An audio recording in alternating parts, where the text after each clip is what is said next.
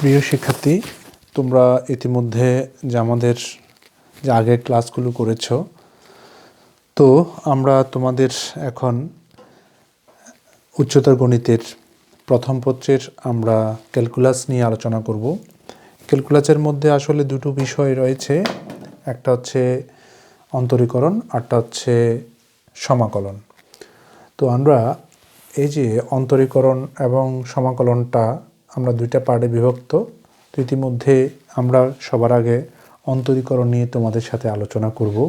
আশা করি তোমরা আমাদের আলোচনাগুলো ধারাবাহিকভাবে যদি দেখতে পারো, তাহলে তোমরা মোটামুটি এই দুর্যোগ সময়ে তোমাদের ভিডিও দেখে তোমাদের আইডিয়াটা ক্লিয়ার করতে পারবে এবং তোমরা পরীক্ষার জন্য প্রস্তুতি নিতে পারবে। প্রিয় শিক্ষার্থী, আমরা চলে যাচ্ছি অন্তরীকরণের মূল জায়গাতে। ইতিমধ্যে আমরা অন্তরীকরণের আগে লিমিট নিয়ে একটু কথা বলতে হয়, তারপরও লিমিটের ক্লাসগুলো আমরা তোমাদেরকে পরের সেশনে আমরা দিব। তো আজকে লিমিট হিসেবে অন্তরজ আমরা আজকে যে বিষয়টা নিয়ে আলোচনা করব সেটা হচ্ছে লিমিট হিসেবে অন্তরজ। আমরা মূলত এই টপিকস নিয়ে আলোচনা করব। প্রিয় শিক্ষার্থী, তো আমরা প্রথমে একটা ছবি আঁকতে চাই। এই ছবি আঁকলাম, এটা হচ্ছে আমাদের ওয়াই অক্ষ, এটা হচ্ছে আমাদের এক্স অক্ষ। এটার এগেনিস্টে আমরা সাধারণত একটা কার্ভ আঁকার চেষ্টা করছি। এটা কার্ভ। এই কার্ভটার মাধ্যমে আমরা একটা ছেদিত অংশ পেতে চাই। আমরা ছেদিত অংশ পেলাম। এই ছেদিত অংশ, এই কার্ভটা কোনো এক পর্যায়ে এটা স্পর্শক হয়ে যাবে।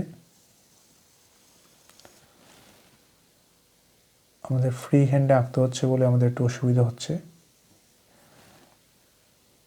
এটা মূলত স্পর্শক, এটা স্পর্শক হয়ে যাবে।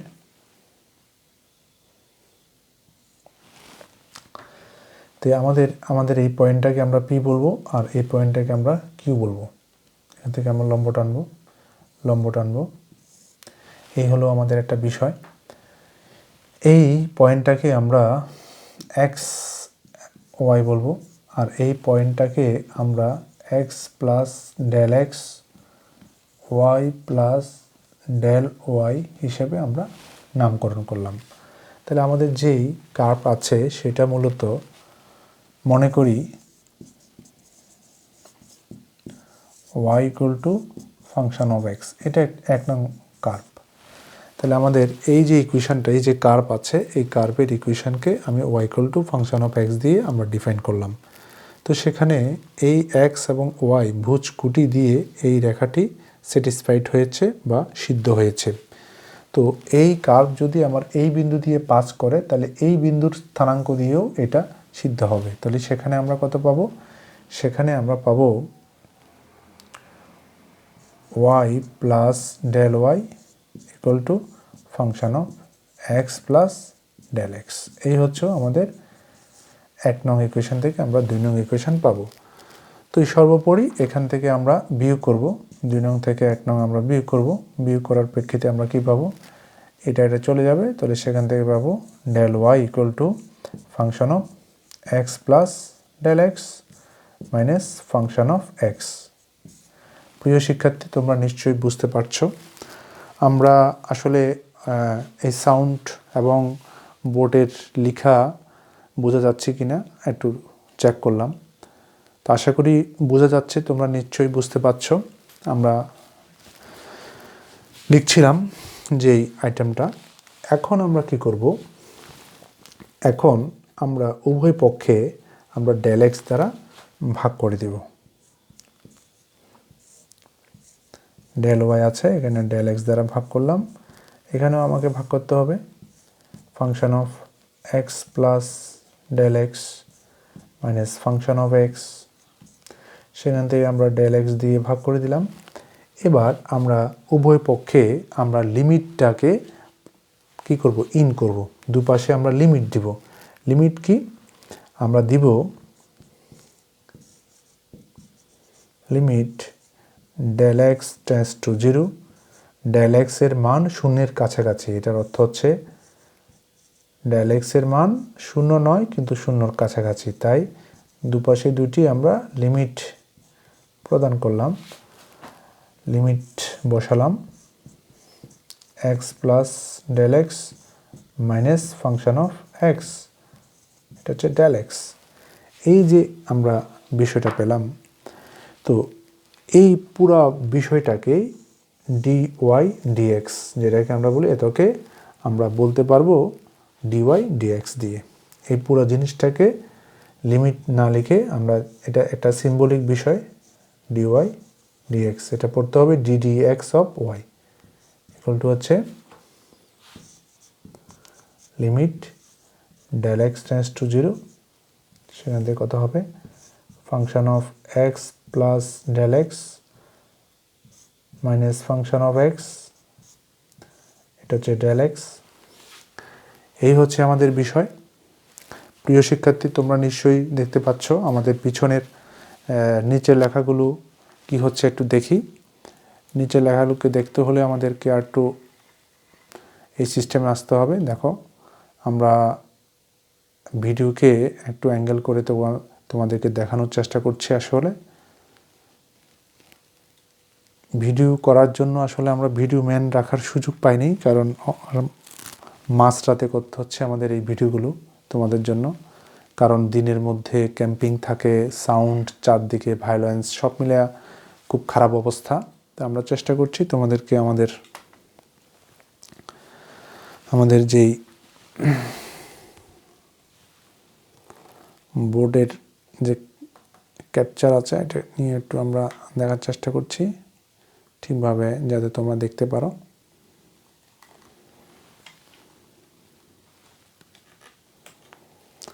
তো তোমরা নিশ্চয়ই বুঝেছ আশা করি। আমাদের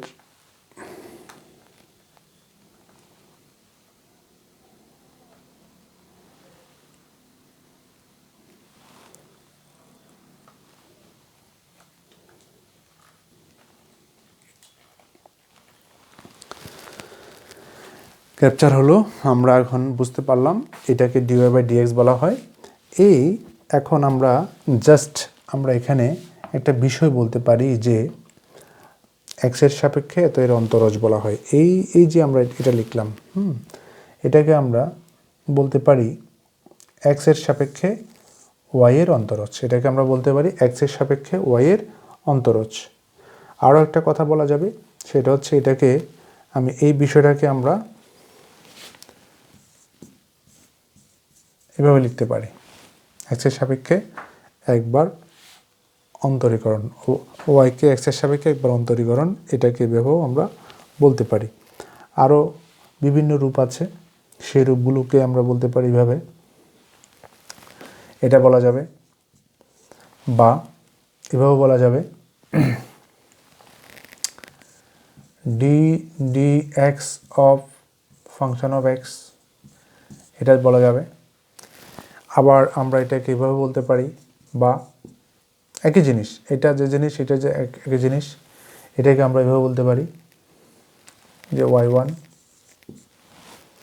এটাকে আমরা এটাও এভাবে বলতে পারি,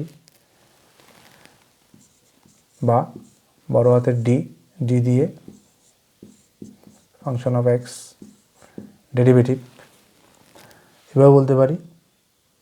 অথবা মোটামুটি তো সবচেয়ে প্রচলিত যেই সিম্বল সেটা হচ্ছে ডিওয়াই ডিএক্স দিয়ে আমরা সবচেয়ে বেশি ব্যবহার করি। প্রিয় শিক্ষার্থী, এখানে আমরা ছোট্ট একটা পরিবর্তন করে আমরা এটাকে মূল নিয়মের সংজ্ঞা মধ্যে আমরা নিয়ে যাব।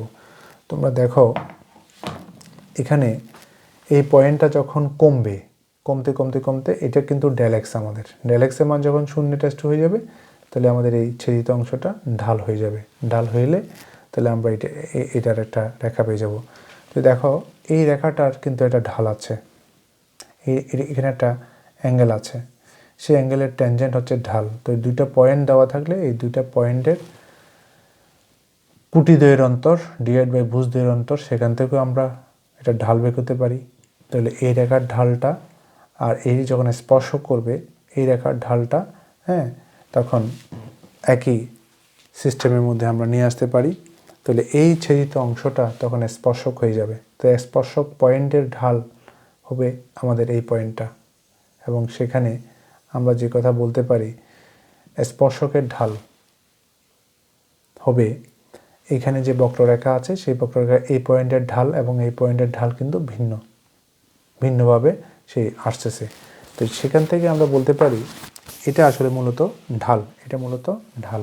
কি ঢাল? এটা এই বিষয়টাকে আমরা ঢাল হিসাবে আইডেন্টিফাই করতে পারি। এটা মূলত একটা রেখার ঢাল। আর সরল রেখা থেকে আমরা জানি যে দুইটা বিন্দু স্থানাঙ্ক দেওয়া থাকলে সেখান থেকে আমরা ঢাল বের করতে পারি। তো প্রিয় শিক্ষার্থী, এখানে যদি আমরা কুটিদ্বয়ের অন্তর যদি করি, এই পয়েন্টটাকে যদি এই পয়েন্ট যদি বাদ দিই তাহলে আমরা কি পাবো? ডিওয়াই। আর এখান থেকে যদি আমরা বাদ দিই আমরা পাবো ডিএক্স। তাহলে ডিওয়াই ডিএক্স এটা মূলত ঢালেরই একটা অংশ। এটাকে আমরা ট্যান থিটা হিসাবে আমরা ট্রিট করতে পারি, অর্থাৎ এই রেখাটির ঢাল। তো আমরা যেটা বের করছি ডিওয়াই ডিএক্স এটা মূলত একটা রেখার ঢাল। তো আশা করি তোমরা বুঝতে পেরেছো। আমরা এখন এখান থেকে এই ডেল এক্সকে এইচ দিয়ে শিফট করতে পারি। তাহলে আমরা ডেল এক্সকে যদি বলি এইচ, তাহলে আমরা কীভাবে এত হলে এটা যদি আমরা বলি 1 নং বলি 1 নং 3 নং বলি, তাহলে 3 নং রেখা দিয়ে পাই, 3 নং সমীকরণ থেকে পাই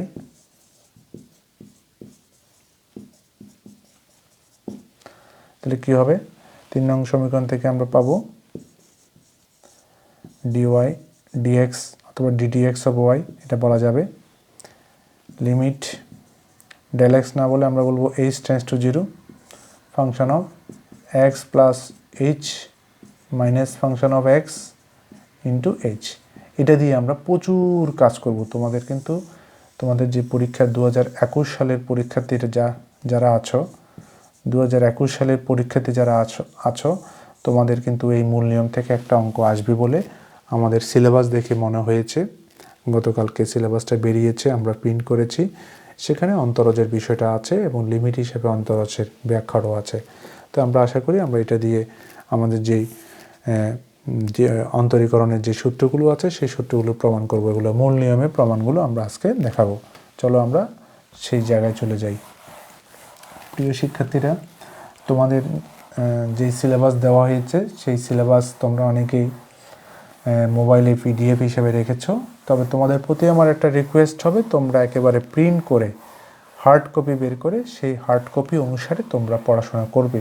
সেক্ষেত্রে তোমরা কোন টপিকস শেষ হলো কোনটা শেষ হলো না সেটা টিকমার্ক দিয়ে একেবারে প্রচলিত যে সিলেবাস বই, সেই সিলেবাস বইয়ের মতো করে তোমরা এটাকে ব্যবহার করলে সবচেয়ে ভালো হবে। তোমরা মোবাইলে রাখবে না, কারণ মোবাইলের মধ্যে কোনটা শেষ করছো কোনটা শেষ করো না সেটা দেখার সুযোগ থাকবে না।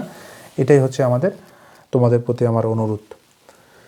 তো দেখো, আমাদের 1 নম্বর আইটেম যেটা ছিল সেটা হচ্ছে ddx of x to the power N.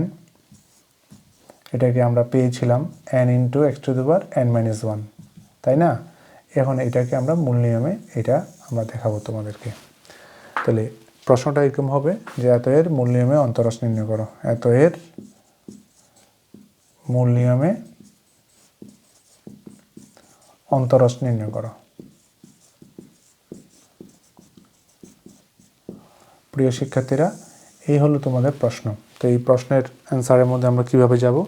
তো সেটা আমরা প্রশ্ন লিখে ফেলে তোমরা শুরু করব আমরা একেবারে প্রথম থেকে, যাতে আমরা না মুছে যাতে সব একসাথে করতে পারি। তো সবার আগে আমি বলবো, ধরি y equal to function of x. আমার আইটেমটা কত ছিল? X to the power n। তো সেখানে সুতরাং function of x plus h equal to হচ্ছে এক্স প্লাস এইচ দিয়ে whole to the power n দিব, হয়ে গেল। তাহলে মূল নিয়মের অন্তরজের সংখ্যা থেকে পাই আমরা কি লিখব?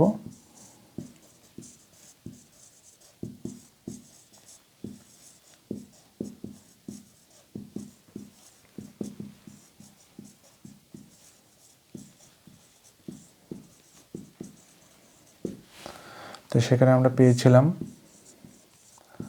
ddx of y equal to limit h tends to 0 equal to function of x plus h minus function of x divide by h হলো আমাদের আইটেম। এখান থেকে আমরা পাবো limit x tends to 0 function of x plus h whole to the power n minus x to the power n into H.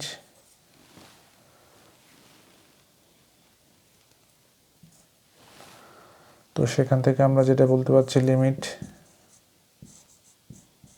x tends to 0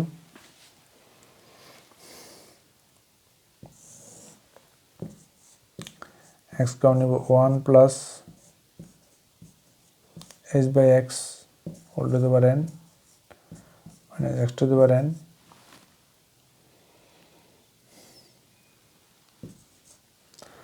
divide by h, এটা কিন্তু h। তো সেখান থেকে আমরা দেখো এখান থেকে লিমিট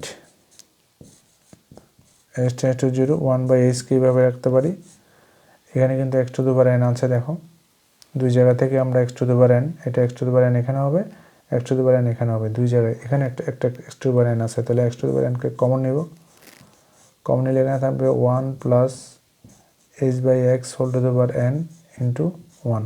এই হলো আমাদের ফিগার। প্রিয় শিক্ষার্থী, তোমরা নিশ্চয়ই বুঝেছ। এখন আমরা দ্বিপদী বিস্তৃতি অনুসারে আমরা এটার বিস্তার করার চেষ্টা করব। দেখো দ্বিপদী বিস্তৃতি, তোমরা নিশ্চয়ই দ্বিপদী বিস্তৃতির সাথে পরিচিত। দেখো এই দ্বিপদী বিস্তৃতি যদি আমরা করি,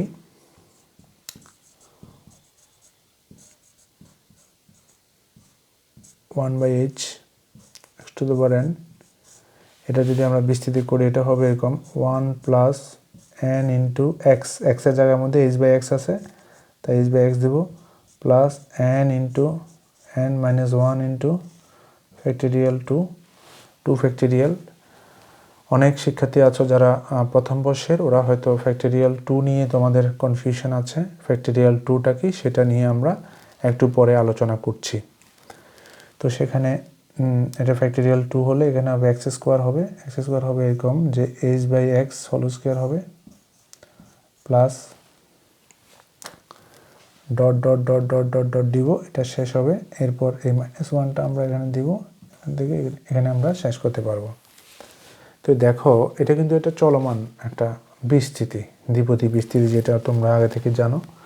তো দ্বিপদী বিস্তৃতির মধ্যে আমরা এই মাইনাস 1-এর সাথে এই মাইনাস 1টা আমরা আট করতে পারবো। আট করলাম, আট করার পরে গিয়ে আমরা এখান থেকে কমন নিতে চাই এইচ, আমরা এখানে লিখতে চাচ্ছি, আমরা প্রথম অংশটা একটু আমরা মুছে ফেলতে চাই। দেখো আমরা এখান থেকে কি কমন নিতে চাই, লিমিট h টেন্ডস টু 0, সেখান থেকে আমরা বলতে চাই যে এখানে x to the power n রয়েছে, সেখান থেকে আমরা n h, আমাদের এখানে একটা ফিগার ছিল, আমাদের এখানে একটা 1 বাই h ছিল, x to the power n।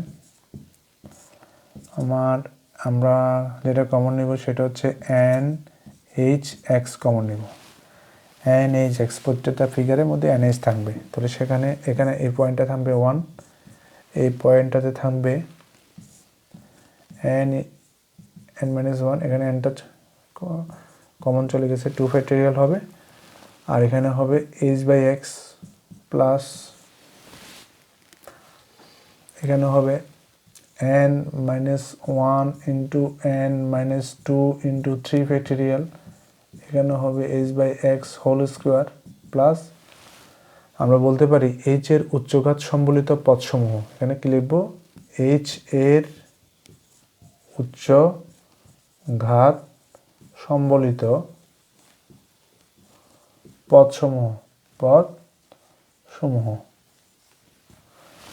h এর উচ্চঘাত সম্বলিত পদসমূহ। তোমাদের দেখতে যদি অসুবিধা হয় আমি বোর্ডটাকে একটু টেনে দিচ্ছি, নিশ্চয়ই তোমরা দেখছো, h এর উচ্চঘাত সম্বলিত পদসমূহ, ঠিক আছে, অর্থাৎ h এর পাওয়ার আছে।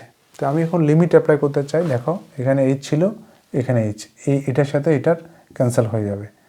তখন আমি যখন লিমিট অ্যাপ্লাই করব তখন এখানে দেখো n থাকবে, এই এনটা ভাগের সময় পাওয়ার বিয়োগ হবে n-1, আর এখান থেকে 1 প্লাস আমি এখন মানগুলো বসাবো, এটা 0 হবে, এটা 0 হবে, এগুলো 0 হবে, সব 0 হয়ে যাবে। তাহলে সেখান থেকে কি থাকবে n ইন্টু x⁻n-1। এই হলো আমাদের ফিগার। তাহলে আমরা নিঃসন্দেহে এভাবে লিখতে পারি, সুতরাং ddx of x⁻n equal to হচ্ছে এই ফিগারটাকে n ইন্টু x⁻n-1। এভাবে আমরা মূল নিয়মের অন্তরাশ করতে পারি। প্রিয় শিক্ষার্থী, তোমরা নিশ্চয়ই বুঝেছ। তো দ্বিপদী বিস্তৃতি নিয়ে একটা কথা বলেছিলাম, দ্বিপদী বিস্তৃতি নিয়ে যারা বুঝো নাই, এই লাইনটা যারা বুঝো নাই তাদের জন্য বলছি, তোমরা 9-10-ও দ্বিপদী বিস্তৃতির সাথে পরিচিত। তো আজকে আমি আবার দ্বিপদী বিস্তৃতি নিয়ে আবার একটু আলোচনা করতে চাই তোমাদের সুবিধার জন্য। চলো আমরা দ্বিপদী বিস্তৃতি নিয়ে কাজ করি।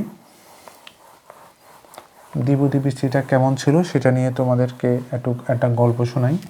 আশা করি তোমরা আমাদের গল্প শুনে দ্বিপদী বিস্তৃতির ব্যাপারটা আবার তোমাদের মনে পড়ে যাবে। এটা তোমাদের পুরনো আলোচনা, প্যাস্কেলের ত্রিভুজ ভিডিও ছিল। তো দ্বিপদী বিস্তৃতির ফার্স্ট স্টাইল ছিল এটা, দেখো x⁻n যখন ছিল তখন নিশ্চয়ই তোমরা এটাকে যখন বিস্তৃতি করেছিলে, তো a⁻n plus nc1 into a⁻n-1 into x⁻1 plus nc2 into a⁻n-2 into x² plus nc3 into a⁻n-3 into x³ এভাবে চলতে থাকবে। চলতে চলতে চলতে চলতে চলতে কোনো এক সময় গিয়ে এটা আর হবে ncr a⁻n-r ইন্টু x⁻r। দেখো এই পদটাকে আমরা r+1তম পদ বলতাম এবং এটা দিয়ে আমরা প্রচুর কাজ করেছি, আগামীতেও আমরা প্রচুর কাজ করব। এটা হচ্ছে কি r+1তম পদ, r+1তম পদ। সর্বশেষ গিয়ে ডট ডট ডট সর্বশেষ গিয়ে ncn মানে 1, a⁻n - n মানে 0, a⁻0 মানে 1, পুরো জিনিসটা 1 হয়ে যাবে, আর এখানে x⁻n হবে। এই ছিল দ্বিপদী বিস্তৃতির মূল জায়গাটা। তো সেখান থেকে আমরা যদি এই এর ফিগারটা যদি 1 ধরি তাহলে ব্যাপারটা কেমন হয়? ব্যাপারটা হবে এখানে হবে 1 প্লাস nc1 ইন্টু a⁻r সকল কার্যক্রম 1 হয়ে যাবে, সকল ফিগার 1 হয়ে যাবে। তাহলে x⁻1 প্লাস এখানে হবে nc1, nc2 হবে, এখানে nc2 হবে x² প্লাস nc3 x³ এভাবে চলতে থাকবে, চলতে চলতে চলতে লাস্টে x⁻n। এই যে আমাদের এখানে c দিয়েছি, c এটা আসলে কি কম্বিনেশনের একটা প্রতীক, এটা বিন্যাস সমাবেশ যখন আমরা পড়ব তখন ব্যাপারটা ক্লিয়ার হবে। বিন্যাস সমাবেশ যদি পড়ার সুযোগ না হয় তাহলে আমরা আপাতত দুইটা সূত্রের সাথে পরিচিত হয়ে যাব। সেটা হচ্ছে ncr ইকুয়াল টু হচ্ছে n ফ্যাক্টরিয়াল r ফ্যাক্টরিয়াল, এটা হচ্ছে n মাইনাস r ফ্যাক্টরিয়াল। এই হলো একটা সূত্র, এটা হচ্ছে সমাবেশের।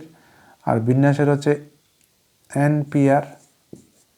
npr মানে কি n factorial divide by n minus r factorial. এটা হচ্ছে nটা জিনিস থেকে প্রতিবারে r সংখ্যক জিনিস নিয়ে কতভাবে আমরা বিন্যস্ত করতে পারবো, আর এখানে n সংখ্যক জিনিস থেকে প্রতিবারে r সংখ্যক জিনিস নিয়ে কতভাবে আমি বাছাই করতে পারবো। এটা হচ্ছে বাছাই, এটা হচ্ছে সাজানো, কতভাবে সাজানো। তো প্রিয় শিক্ষার্থী, তোমরা এই যে জায়গাটা, এই জায়গাটা দ্বিপদী বিস্তৃতি থেকে আসে এবং এটাকে যদি আমরা ভাঙানোর চেষ্টা করি অথবা তোমরা যদি ভাঙাতে জানো তাহলে ব্যাপারটা এরকম হবে। দেখো n into n-1 into 2 factorial into x² plus n into n-1 into n-2 divide by 3 factorial into x³ এভাবে চলতে থাকবে। এভাবে আমরা সব কাজ করেছি। দেখো আমাদের যে বিস্তৃতিটা ছিল সেটার সাথে এটার অনেক মিল আছে। এই হলো আমাদের দ্বিপদী বিস্তৃতির ঘটনাবলী। প্রিয় শিক্ষার্থী, তোমরা ইতিমধ্যে দ্বিপদী বিস্তৃতির আলোচনায় গিয়ে আমরা এটা ডিটেলস আলোচনা করব। আমরা আজ যাচ্ছি না, আমরা মূল নিয়মের আরেকটা অংশে আমরা চলে যাচ্ছি। আশা করি তোমরা বুঝতে পেরেছ। আমাদের এই ক্যালকুলাস আমাদের উচ্চতর পড়াশোনার মধ্যে খুব লাগে, তাই এই ক্যালকুলাসকে রাখা হয়েছে। তোমাদের যে সিলেবাস সংক্ষিপ্ত হয়েছে সেখানে কিন্তু ক্যালকুলাসকে বাদ দেওয়ার সুযোগ হয়ে ওঠেনি, তাই তোমরা ক্যালকুলাসকে গুরুত্ব সহকারে শেষ করবা। তোমরা যদি উচ্চতর পড়াশোনা করতে চাও ভবিষ্যতে, তাহলে তোমাদের এই ক্যালকুলাসের উপরেই তোমাদের অনেক পড়াশোনা থাকবে। তাই সে কারণে তোমাদের ক্যালকুলাসটা তোমাদের সংক্ষিপ্ত সিলেবাসে রাখা হয়েছে। প্রিয় শিক্ষার্থী, তোমরা নিশ্চয়ই আমাদের এই ফরম্যাটটা আমি বুঝলাম না, কারণ প্রত্যেকবার এটাই লিখতে হবে। এখন আমরা e⁻x এর অন্তরাশ নির্ণয় করব। e⁻x এর অন্তরাশ নির্ণয়,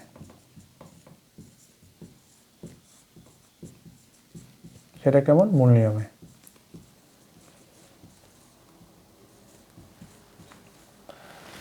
এই প্রশ্ন যদি আসে তাহলে আমরা প্রথমে আমরা কি লিখব? ধরি y সমান ফাংশন অফ x সমান কি লিখব? e⁻x। এরপর কি লিখব? সুতরাং দিয়ে function of x plus h দিয়ে আমি লিখব e⁻x প্লাস h। হয়ে গেল। তো প্রিয় শিক্ষার্থী, মূল নিয়মের অন্তরজের সংজ্ঞা হতে পাই এটা লিখব। লেখার পরে আমরা এই দুইটা ফরম্যাট এখানে বসিয়ে দিব। দেখো খুব সহজে আমরা এই দুইটা ফরম্যাট বসিয়ে দিতে চাই। হলো, আমরা এটা বসাবো e⁻x plus h minus e⁻x divide by h। হয়ে গেল। তো আমরা জুম ক্লাস করেছি, আমাদের অনেক শিক্ষার্থী আসলে জুম ক্লাস করতে চায়, ইতিমধ্যে আমার সাথে যোগাযোগ করেছে। তোমরা যারা জুম ক্লাস করতে চাও তারা আমার এই নাম্বারে যোগাযোগ করবে। আমি নাম্বারটা দিব তোমাদেরকে, অথবা আমাদের কলেজের সাথে যোগাযোগ করে আমার নাম্বারটা তোমরা নিয়ে নিতে পারো। আমার নাম্বারে যোগাযোগ করলে আমরা আমাদের জুম আইডি এবং পাসওয়ার্ড দিয়ে দিব, যেখান থেকে তোমরা সহজেই জুম ক্লাস করতে পারবে। ইতিমধ্যে মূল নিয়মে অন্তরজের সংখ্যা থেকে পাই আমরা বসিয়ে দিয়েছি। সেখান থেকে limit h tends to 0 1/h আমরা করলাম। এটাকে আমরা গুণ করব e⁻x into e⁻h minus e⁻x দিব। তো এখান থেকে আমরা কি কমন নিতে পারি? Limit h tends to 0 1/h e⁻x common নিব আমরা। x কমন e⁻h মাইনাস 1 থাকে। এখানে e⁻x এর একটা বিস্তৃতি রয়েছে, সেই বিস্তৃতি অনুসারে আমরা লিখতে পারি limit h tends to 0 1/h e⁻x। এটা যদি আমরা বিস্তৃতি আকারে লিখি এটা হবে এরকম 1 plus h by 1 factorial plus h square by 2 factorial plus h cube by 3 factorial, এরকম করে চলবে। ডট ডট থাকবে আর -1টা থাকবে। -1 কোনটা? এই ফিগারটা। তো এই -1-এর সাথে এই 1-এর আউট করে দিয়ে এখান থেকে আমরা h-টা কমন নেব। h কমন নেওয়ার উদ্দেশ্য কি? কারণ দেখো আমি যদি লিমিট অ্যাপ্লাই করি তাহলে দেখো এই যদি থাকে মহাসর্বনাশ হয়ে যাবে। কেমনে? h ইকুয়াল টু 0 যদি হয় তাহলে something divide by 0 equal to infinity হয়ে যাবে। তাই আমার সব সময় মূল নিয়মের এই টোটাল সিস্টেমের মধ্যে আমরা h-টাকে আউট করার চেষ্টা করব, অথবা সূত্রে ফেলে 1 করে ফেলার চেষ্টা করব। তো ঠিক আছে, আমরা এখন দেখতে চাই যে এটা আমরা এখান থেকে h কমন নিব। h কমন নিয়ে লিমিট অ্যাপ্লাই করে দিব। ঠিক আছে, লিমিট h টেন্ডস টু 0, এখানে কি আছে 1/h, এখানে e⁻x আছে। এখান থেকে আমরা কি কমন নিব? এখান থেকে আমি h কমন নিব। h কমন নিলাম, h সব জায়গায় তো h আছে না, তো সেখান থেকে এখানে 1 হবে প্লাস h বাই 2 ফ্যাক্টোরিয়াল হয়ে যাবে plus h square by 3 factorial হয়ে যাবে, প্লাস লিখবো h এর উচ্চঘাত সম্বলিত পদসমূহ। লিখবো কি? h এর উচ্চঘাত সম্বলিত পদসমূহ হয়ে গেল। তো প্রিয় শিক্ষার্থী, তোমরা দেখেছো আমরা এটা করলাম। আমরা আজকে এই দুটো অঙ্ক দিয়ে আমরা শেষ করব, কারণ আসলে তোমরা প্রথম দিকে অঙ্কগুলো বুঝতে একটু অসুবিধা হতে পারে, একটু পড়াশোনা করলে পারবে অবশ্যই। আমরা এখন লিমিট অ্যাপ্লাই করব। লিমিট অ্যাপ্লাই করতে গিয়ে দেখলাম আমরা e two the power x থাকবে 1 + 0 + 0, অলমোস্ট সবগুলো 0 হয়ে যাবে। তো সেখান থেকে কী পাবো? e two the power x হয়ে গেল। তাহলে দেখো, সুতরাং ddx of e two the power x equal to হচ্ছে e two the power x। এই হলো আমাদের মূল নিয়মে অন্তরজ। আমরা আজকে দুইটা মূল নিয়মে অন্তরজের কাজ করেছি। আশা করি তোমাদের ভালো লাগবে। যদি ভালো লাগে আমাদেরকে জানাবে। আমরা তোমাদেরকে ইতিমধ্যে আমাদের 30 মিনিট হয়ে গেল। তো ঠিক আছে, আমরা আজকে এখানে শেষ করলাম। আশা করি তোমরা বুঝতে পেরেছো। তো তোমাদের সাথে আমাদের আগামী ক্লাস আবার দেখা হবে। আশা করি তোমরা আমাদের ক্লাসগুলো দেখে বুঝে প্র্যাকটিস করবে। সবাইকে শুভ কামনা, এখানেই শেষ করছি।